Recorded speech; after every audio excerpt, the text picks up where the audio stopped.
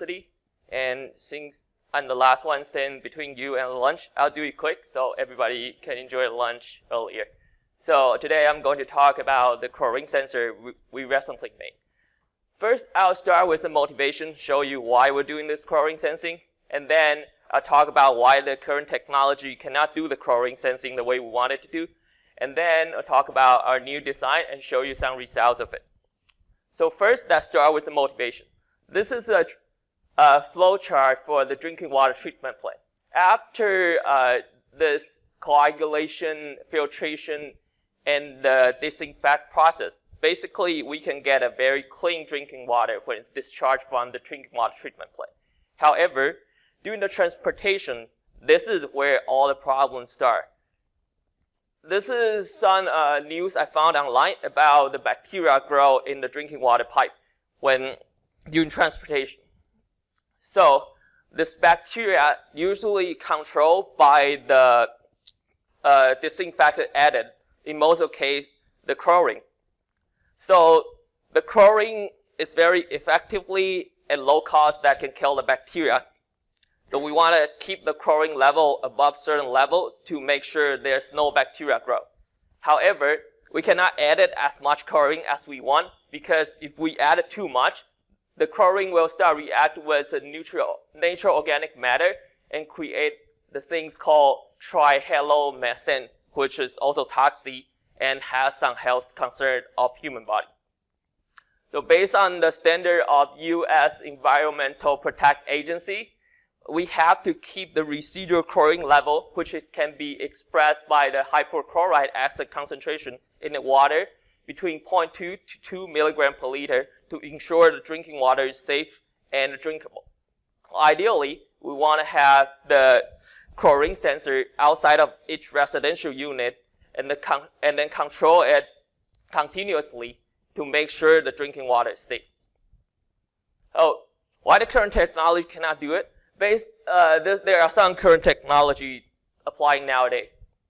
Based on the standard of U.S. Environmental Protection Agency, the chlorine sensing has to be done by the things called chemical luminescence method, which is based on the chlorine that react with certain material, and then that will form the pink color in the solution. Then you can detect the color intensity, which is proportional to the chlorine concentration. These things is very accurate, and because this chemical reaction, there's no interference effect happen in this sensor. However, if we want to use this mechanism to make our sensor, we have to have a flow control unit, and we have to have our chemical and waste reservoir, and also the optical detect unit. Then everything will make these things very costly. Also, because we have to replace the chemical and dispose the waste, this is very labor intense, and then also we have to use reagent that make these things not good for continuous monitoring.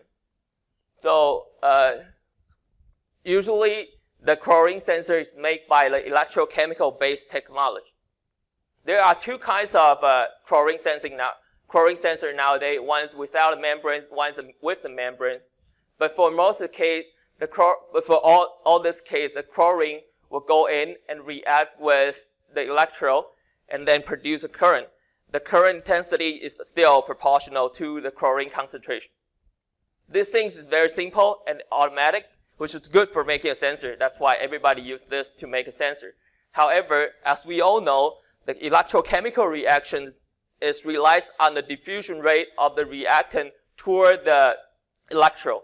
Therefore, if we have different flow rate, then we'll have different reading. So if we want to apply this thing to every residential unit, then we have to calibrate it one by one to make sure the data we collect reflect the real chlorine concentration.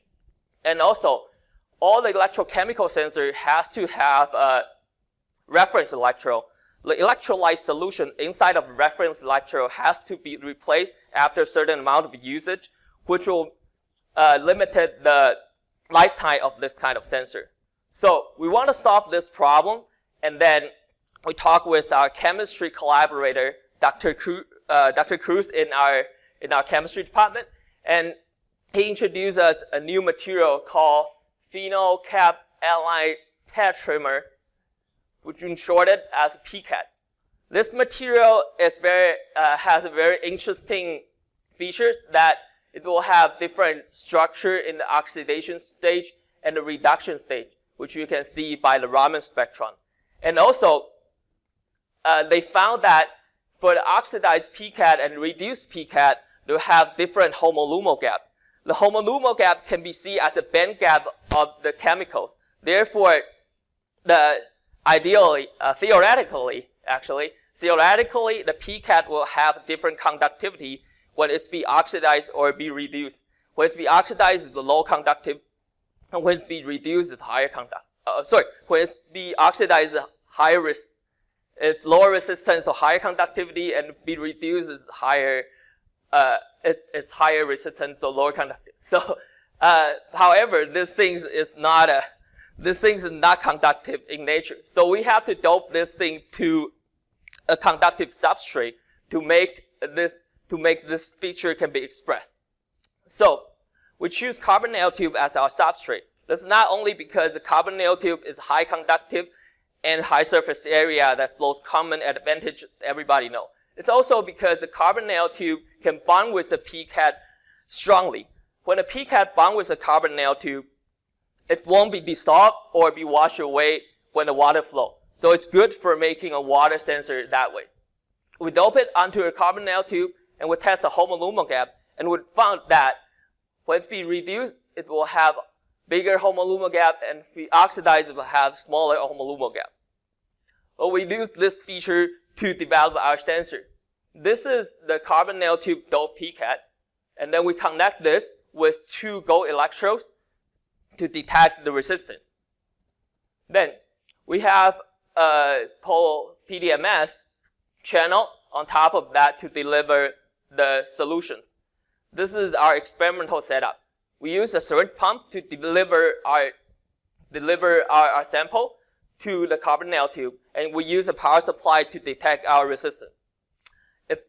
If we apply a stable potential, then if the resistance going lower, then the current will be higher. So this is our sensing result. First, this is in the reducing stage of PCAT, and the current is very stable. After we flow 60 milligram per liter of hypochlorite exit, the current suddenly jump up to a very high level. It's because the PCAT is being oxidized and then reduce the resistance. If we then reduce the concentration of hypochlorite in the water, then we can also reduce the responding current. This is because oxidation capacity is lower. It also has to be emphasized that this sensing range is one magnitude higher and 1 magnitude lower than the suggestion range of US EPA. So it's covered full range of it. Also, we want this thing to be worked continuously. So we develop an electrochemical reset technique to reset the sensor back to normal stage. First, we have a reduced PCAT and we perform the sensing. And then after sensing is finished, then we reset it by electrochemically reduce the PCAT back to the reduced stage. Then the current go back low. And we can do it continuously. So we can use this as many times as we want theoretically to make our sensor. I have to conclude my work with the result that we first time applied the PCAT doped carbon nanotube as a switchable oxidant sensor, and we use that to sense the chlorine. So this has a few advantages, that it's all solid state, so we don't need a reactant, and it has wider sensing range than the standard, and also it's also electrochemical resettable. Therefore, we can continuously use that. And also, because it's only sensing the oxidation capacity, therefore there's no flow rate interference. We have some preliminary results shows that. However, we have to do more experiment to verify that. So I would like to thank Ontario Research Fund and Canada Research Chair Funding for their funding support. I would like to thank my supervisor and my collaborator for their great help and suggestion Thanks all my lab mates for their support. And thank you.